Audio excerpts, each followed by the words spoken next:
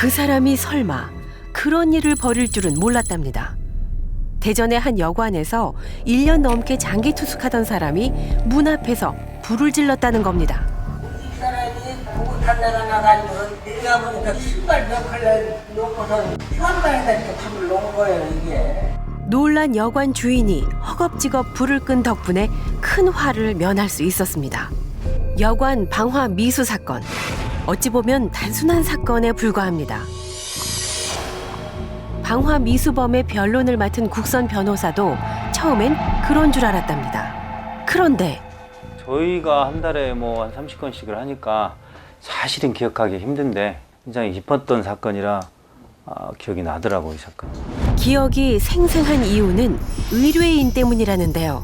첫인상이 솔직히 말씀드리면 좀 섬뜩하더라고요. 손톱이나 관련이 돼 있지만 남자 같은 뭐 이렇게 힘줄이나 이런 부분도 좀 보이는 것 같고. 피고인 강부현 씨는 강렬한 인상도 그렇거니와 심지어 주민등록번호 뒷자리도 없었답니다. 게다가 10년 전 이미 세상에 없는 사람으로 돼 있었습니다. 살아있는데 사망선고라니 대체 어떻게 된 일일까요? 저희도 그게 궁금했었어요. 경찰 전담방이 안 나타나니까 공감을 그래 해도 안 나타나. 평범하지 않은 모습의 강부현 씨. 대체 왜 여관에 불을 지르려 했던 걸까요? 이 양반이 그렇게 살려달라는 식으로다가 불을 지른 거 아니에요. 불복이 없다고 봐야지. 불복을 시켜놓으면은 치료는 해주잖아요. 많이 한 거 같은데. 근데 숭숭숭숭 많이 부어가지고 잘 걷지도 못했었어요. 검찰에 송치된 뒤에야 강 씨는 병원에 갈 수 있었습니다. 이걸 심부전이라고 하는데요. 중증이었었어요. 중증이면 제일 안 좋은 정도.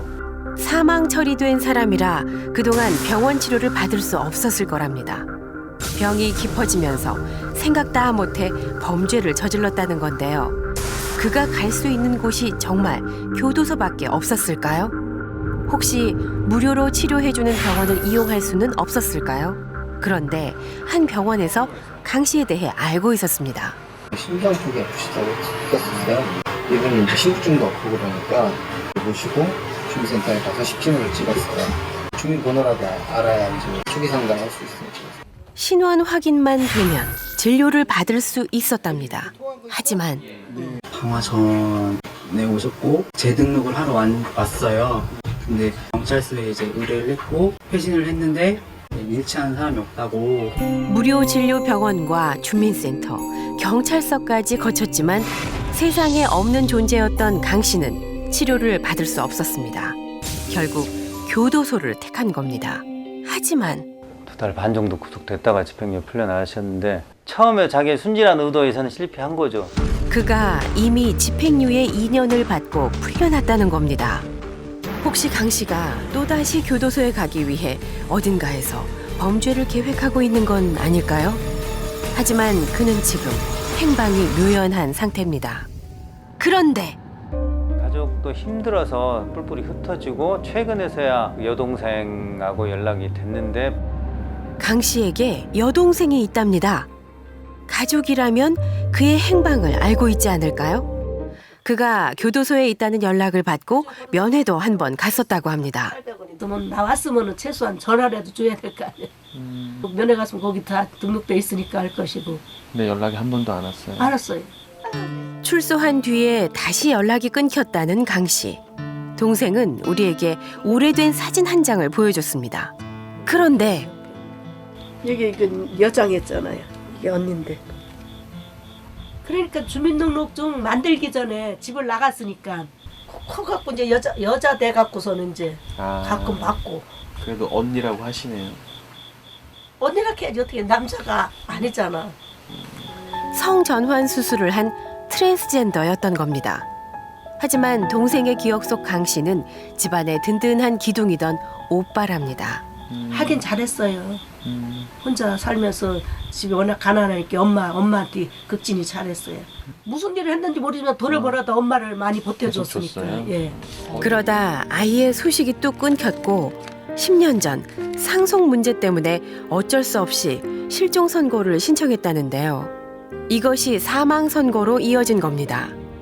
2013년 8월 15일 날 적였네. 내 생일. 뭐라고 써놓으셨어요? 아무도 모르게 생일이 지나갔어도 딸도 아들도 연락도 없다. 그거 왜 세상에. 적으신 거예요? 그냥 우울하니까 또 뭐 적었겠죠. 이거 뭐 때문에 이거 털쳐봤는지. 그래도 그 언니랑 우리 바로 위에 언니랑만 적었네 내가. 강구현 선생님이 좀 보고 싶긴 하셨나 보네요. 근데 소식이 없으니까 늘 걸리지요.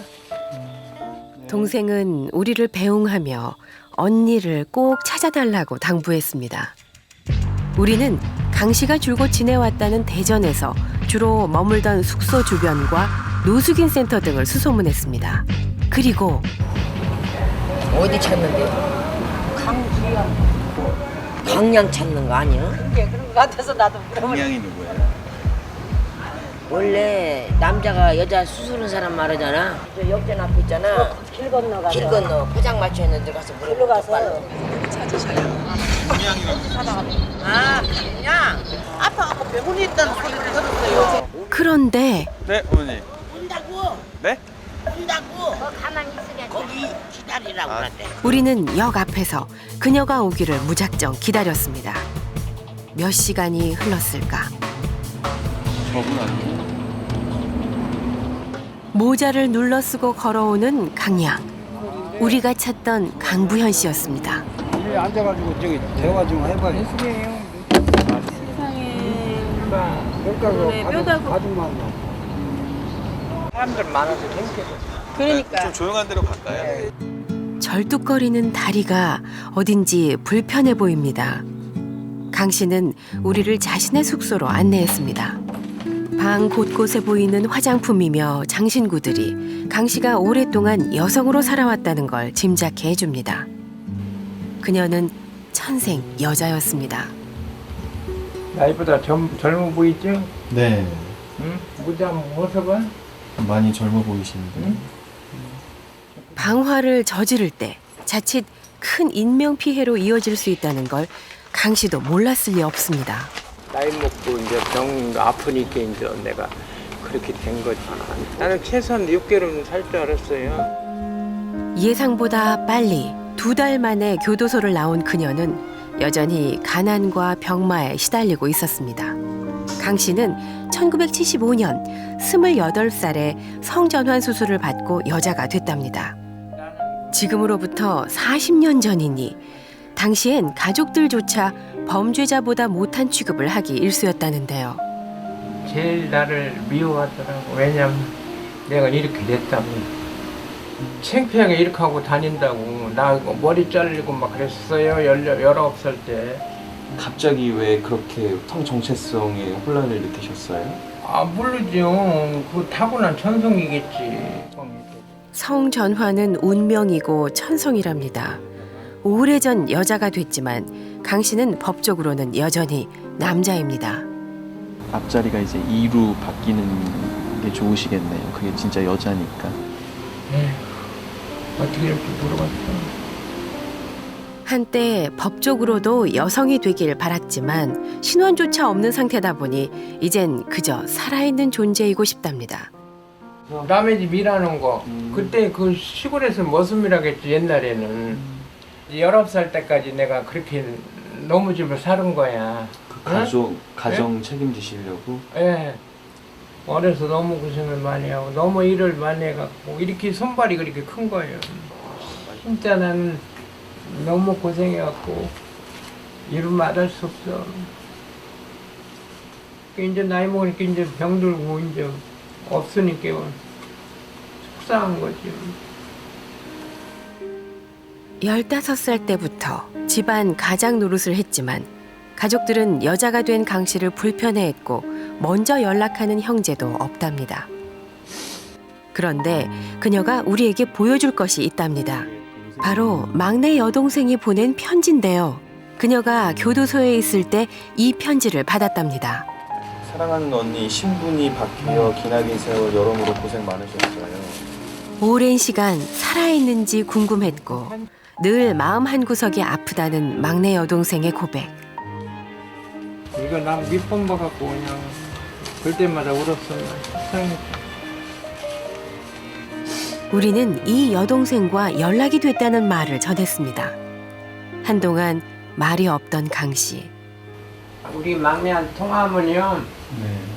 어려서 고생한 거 생각하고 많이 울더라 그래요.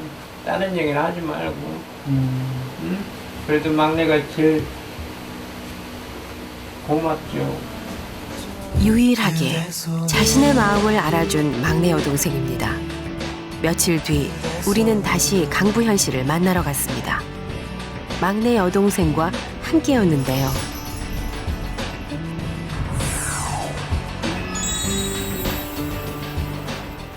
동생을 만나면 언니는 어떤 표정을 지을까요? 아유 깜깜해라. 언니 저요. 아이고 집에 계셨어요? 왜 왔어? 보러 왔죠. 아이고 전화도 안 하고. 자다 막 일어난 강 씨는 이 상황이 어리둥절하기만 합니다. 어디 아프다며? 괜찮아요? 그런데 이 자매 꽤나 서먹서먹한데요. 뭐 연락 왔어요? 근데 왜 전화를 하면 잘 안 받아요? 아이고 전화가 잘 안 돼. 이것 좀 적어봐. 왜 이거 벨 좀 소리 좀 물려봐봐. 벨이 안 돼. 저 진동돼 갖고. 보고 싶었다는 말 대신 강 씨는 괜히 휴대전화를 탓합니다. 안 갔어. 근데 어떻게 이게 성정란 수술을 하려고 했었어요?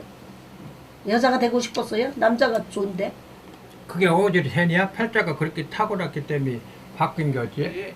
그 당시 200만 원, 200만 알아? 큰 돈이었는데.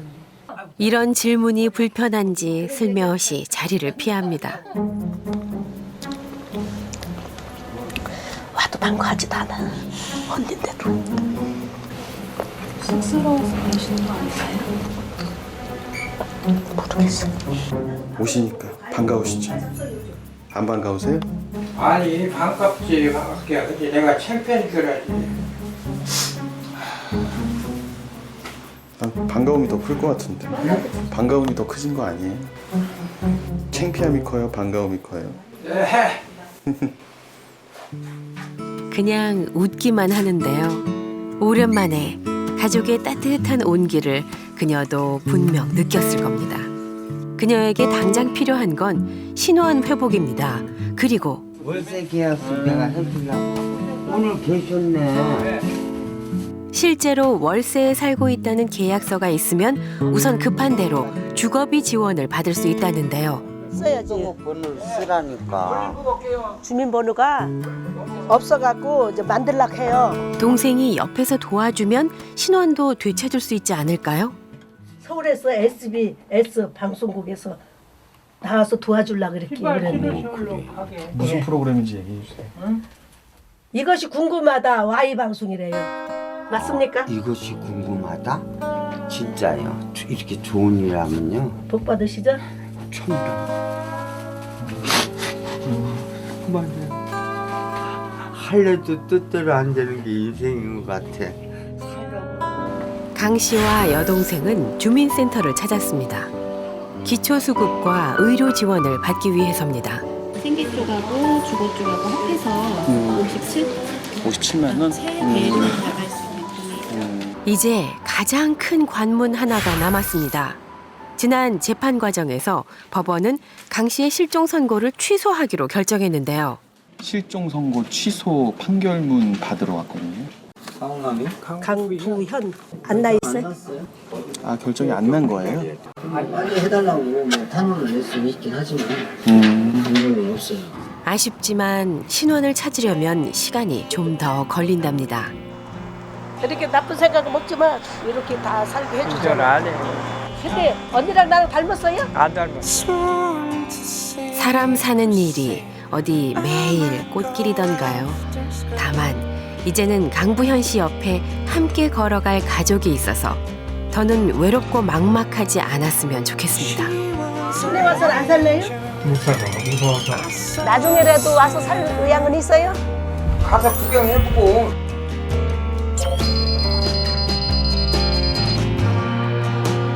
I'm in such a mess.